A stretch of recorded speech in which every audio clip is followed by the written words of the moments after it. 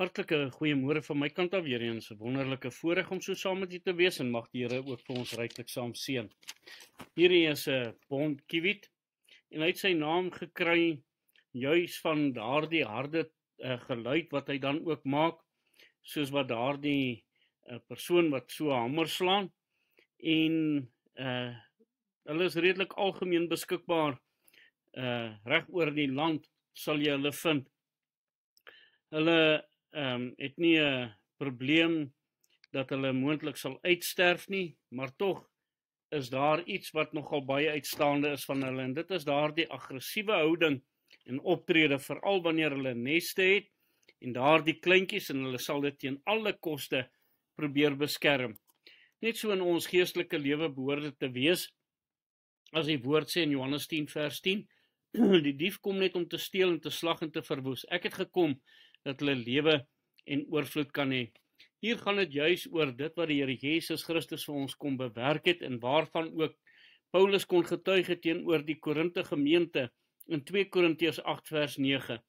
Want julle ken die genade van ons Here Jesus Christus, dat hy, alhoewel hy ryk was, terwille van julle arm geword het, sodat julle deur sy armoede ryk kan word. As ons gaan lees daar in Filippense hoofstuk 2, dan kom hy en hy sê baie duidelik vir ons, wat is hierdie armoede waarvan hier getuig word? Dat die Here Jesus Christus was gelyk aan God gewees, maar hy het homself ontledig. Hy het aarde toe gekom in die gestalte van 'n mens en die vorm van 'n diensknegt aangeneem, en so het hy gehoorsaam geword tot die dood toe, ja, die dood aan die kruis. Dit sodat ons deur sy armoede ryk kan word. En wat is hierdie rykdom waarvan hy hier praat? Beteken dat ons deur hom gered kan word, dat ons die hemelse koninkryk ook mag beerwe, deurdat daar wedergeboorte kan plaasvind en ons deel word van daardie familie van God. Daardeur kan ons daardie rykdom dan ook kry.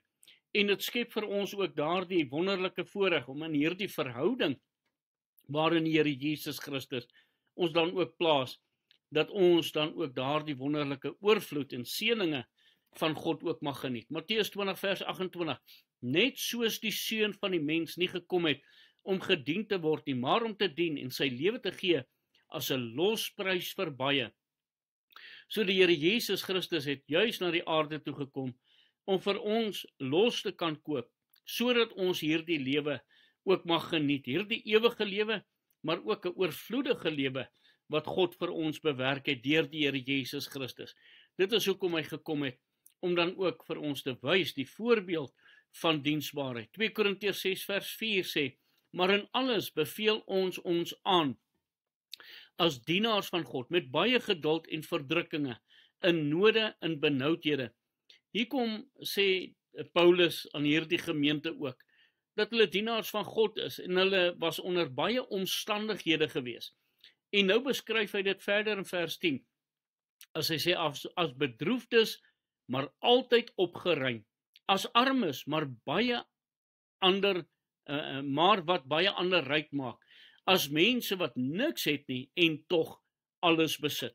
Kyk net hierdie oorvloedige lewe, en dit gaan nie altyd oor rand en sent nie, maar dit gaan oor hierdie gesindheid van my hart, hierdie innerlike verhouding, wat ek met God het, wat vir my dan ook in staat stel, om ten spyte van dat 'n mens bedroeg mag wees oor sekere dinge, opgeruimd in jou hart mag wees, om ander ryk te maak, en daardie rykdom, weer eens, nie net in rand en sent nie, maar om hulle die ewige lewe bekend te stel, en dat hulle Jesus Christus as verlosser en saligmaker ook mag ervaar.